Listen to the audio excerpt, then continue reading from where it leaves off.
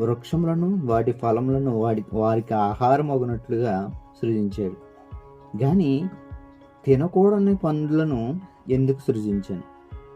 వాడి తినుట వలనే కదా పాపము వారిలో ప్రవేశించింది.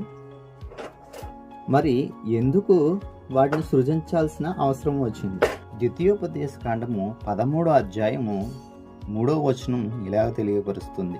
ఏలయనగా మీరు మీ దేవుడైన యెహోవాను మీ పూర్ణ హృదయముతోనూ మీ పూర్ణాత్మతోనూ ప్రేమించుచున్నారో లేదో తెలుసుకొనుటకు మీ దేవుడైన యెహోవా మిమ్మును పరీక్షించుచున్నాడు. దేవుడు మనలను ప్రేమించి సృజించాడు. ఆయన్ని మనం ప్రేమించి వారే ఉండాలని కోరుచున్నాడు. అందుకని ఆయన ఆకాశము నుండి నరులు నన్ను ప్రేమిస్తున్నారో లేదో తెలుసుకొనుటకు ఈ వచనములు తెలియపరుస్తుంది. 2వ యోహాను 6వ వచనం, మనం ఆయన ఆజ్ఞల